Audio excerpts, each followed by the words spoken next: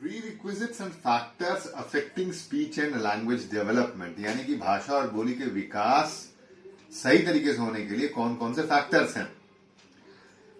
तो भाषा बच्चा सही तरीके से समझ सके, इसके लिए समझने के लिए बुद्धिमत्ता की आवश्यकता होती है ना? तो पहला फैक्टर तो ये हो ही जाएगा कि बच्चे के पास उपयुक्त या adequate intellectual development of the child should be there, normal IQ should be there. भाषा कोई बहुत आसान चीज तो है नहीं कि यूं सीख गए। आज ही एक बिटिया आई, नाम विशालाक्षी, आंखें भी बड़ी बड़ी, 4 साल की बच्ची, बिल्कुल देखी और बोली कि पता अंकल, आज श्रिया दीदी ने मुझे जोर से मुझे बुलाया, इधर आओ, श्रिया दीदी ने मुझे बुलाया, इधर आओ, और रोने लगी। यही बात अगर मुझे समझ आ गया कि हाँ इसने जोर से बुलाया, बच्चे को अच्छा नहीं लगा, आने के लिए बोला है, लेकिन यही बात अगर आप एलेक्सा को बोलें या सिरी को बोलें या किसी कंप्यूटर को बोलें तो इसका जवाब नहीं दे पाएगा कंप्यूटर। यानी कि 4 साल के बच्चे की बुद्धिमत्ता के सामने भी भाषा के मापदंडों पे कंप्यूटर अभी भी बौना है।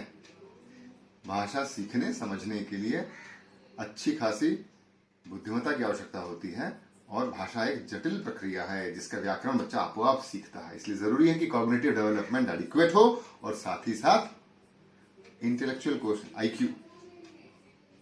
आईक्यू मेजरमेंट्स बच्चे का होना चाहिए, इंटेलेक्चुअल डिसेबिलिटी नहीं होना चाहिए। ये पहला फैक्टर। दूसरा, सीखने के लिए, बुद्धि तक जाने के लिए जरूरी यह है कि भाषा या बोली, जिसे हम आमतौर पर भाषा कह रहे हैं, बोली जो कि एक मौखिक अभिव्यक्ति है, जो कि सुना जाता है, वो सुनाई सही देना चाहिए। अगर सुनने की क्षमता में कमी आ गई तो ये जो बोली है, जो स्पीच है, जिसमें कि कई बारीक frequencies, intensities, pitch, loudness variation, suprasegmental variations होते हैं, इन ऑडिटरी क्यूज को बच्चा समझ नहीं पाएगा, ले नहीं पाएगा, और भाषा सीखने में कमी हो जाएगी। इसलिए कहा जाता है कि 15 dBHL से बेहतर होना चाहिए बच्चे की सुनने की क्षमता। अगर उससे थोड़ी भी खराबी हुई तो कई चीजें बच्चा छोड़ते जाएगा, मिनिमल हियरिंग लॉस बोलते हैं उसको, और उच्चारण में गलतियां करेगा या विशेष व्याकरण के हिस्से छोड़ देगा। या अगर सुनने में कमी ज्यादा हो गया, 70 डेसिबल तक अगर सुनने में कमी हो गया, तो बच्चे की आवाज भी हाई पिच्ड हो जाती है, डेफ स्पीच बोलते हैं ना उसको, हाई पिच हो जाती है। अगर सुनने की कमी 70 डेसिबल से ज्यादा हो जाए, 70, 80, 90 वगैरह हो जाए, तो डेफ स्पीच आना शुरू हो जाता है, क्योंकि बच्चा सही तरीके से बातें सुन नहीं पाता, संग्रहित नहीं कर पाता और सीख नहीं पाता। तो नॉर्मल ऑडिटरी मैकेनिज्म होना चाहिए। तीसरा, सुनेगा क्या? सुनेगा वही जो आसपास बोला जाता है। तो भाषा हमेशा सीखी जाती है एक माहौल में जहां की वो बोली जा रही हो। कंप्यूटर से, टीवी से कोई बच्चा भाषा नहीं सीखता। एक रोल मॉडल होना चाहिए, एक तो एक स्टिमुलेटिंग एनवायरनमेंट होना चाहिए। स्टिमुलेटिंग एनवायरनमेंट मतलब क्या?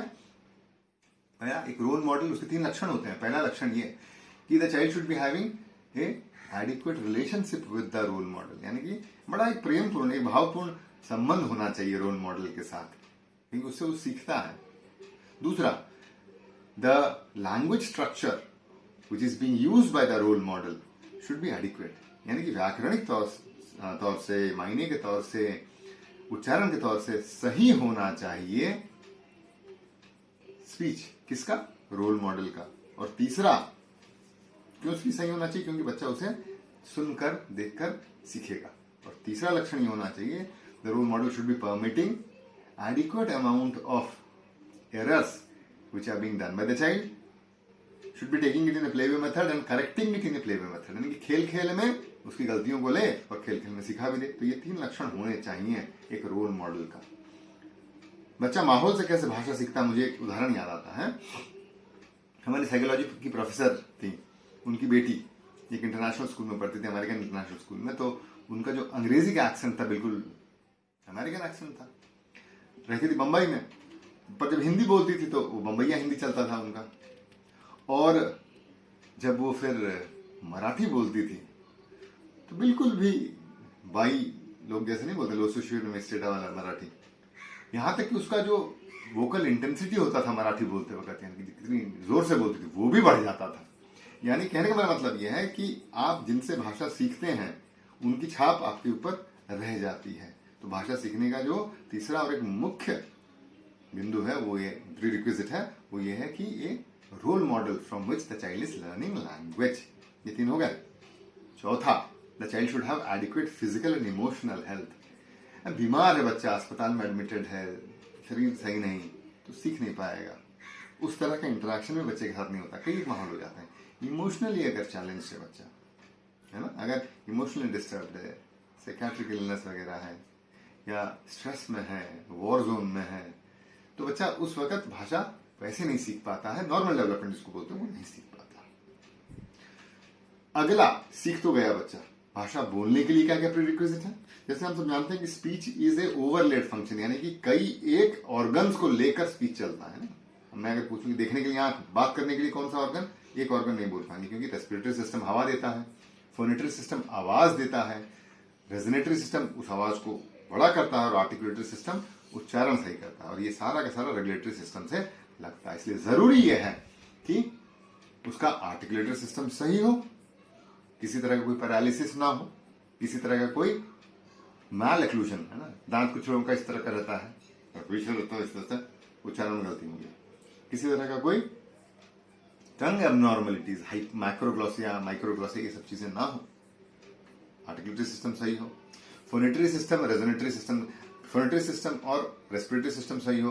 अगर किसी को डिजार्थ्रिया या पैरालिसिस हो जाए, वोकल कॉर्ड पैरालिसिस हो जाए, या वोकल कॉर्ड नोड्यूल हो जाए, सर्जरी करना पड़े, तो उसकी आवाज सही नहीं होगी।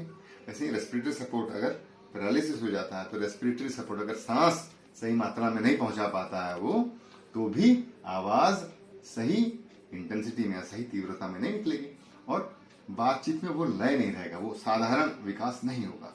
तो respiratory system, phonatory system, resonatory system, articulatory system बिल्कुल सही होना चाहिए। सबसे अहम regulatory system, Broca's area, Wernicke's area, angular gyrus, supramarginal gyrus, ये जो आसपास का एरिया है ये तय करता है कि मैं किस तरह से बातचीत करता हूं, है ना। ये speech motor movements are 60 ballistic movements per second, यानी 60 मूवमेंट एक सेकंड में ये कर रहा है जब पूरे शुमार में बात करता हूं। तो जरूरी ये होता है कि बच्चा का जो न्यूरल सर्किटरी हो वो सही हो। लगभग 50% बच्चे होते हैं ऑटिज्म में जो कि बात नहीं कर पाते, उनका एक बड़ा हिस्सा होता है जिसे कि अप्राक्सिया होता है, यानी कि उनका मुंह वगैरह तो सही चलता है, चबाता सही है, चिल्लाता सही है, हंसता सही है, सब कुछ करता है, लेकिन जब बातचीत करने के लिए जो सर्किट चाहिए वो सही तरीके से कोऑर्डिनेट नहीं होती। अप्राक्सिया बोलते हैं उसको, इसलिए बात नहीं करता वो। उसी तरह से चाइल्डहुड अफेजिया, अगर कुछ चोट लग जाए, कोई ट्यूमर हो जाए, कुछ बीमारी हो जाए, तो भी बच्चा बातचीत करना सही समय पे नहीं सीख पाएगा। इस तरह सारे सिस्टम सही होने चाहिए, कोऑर्डिनेशन सही होना चाहिए, तभी बच्चा सही मायने में बात करना एक उम्र में सीखता जाएगा। और बच्चा हमेशा भाषा समाज से सीखता है, और जरूरी है कि एक मॉडल हो जो कि क्वालिटेटिव इनपुट्स दे बच्चे को, ताकि भाषा सीख सके। यही काम करता है स्पीच थेरेपिस्ट। जब बच्चा बात करना नहीं सीख पाता समय पर, तो किस तरह समय लेना है, किस तरह आंखों में आंखें डालना है, किस तरह से एक चीज की तरफ जॉइंट अटेंशन लेना है, किस तरह सिंप्लीफाइड लैंग्वेज इस्तेमाल करना है, ये स्पीच थेरेपिस्ट करके दिखाता है माँ बाप को, ताकि माँ बाप वो घर में करें और बच्चे को भाषा सीखने में प्रोत्साहित या मदद करें। ये काम करता है स्पीच थेरेपिस्ट। अब आप ये मत पूछिए कि मौगली कैसे बात करना सीख गया। मौगली वैसे ही बात करना सीख गया जिस तरह रजनीकांत ने चक्कू में गोली मारकर उसके 2 टुकड़े कर दिए और 2 लोगों को गोली लग गया। कोई भी भाषा जंगल में रहकर नहीं सीख सकता। जो जो मैंने बताया प्री रिक्विजिट्स वो सारे होने चाहिए भाषा सीखने के लिए। बहुत बहुत धन्यवाद।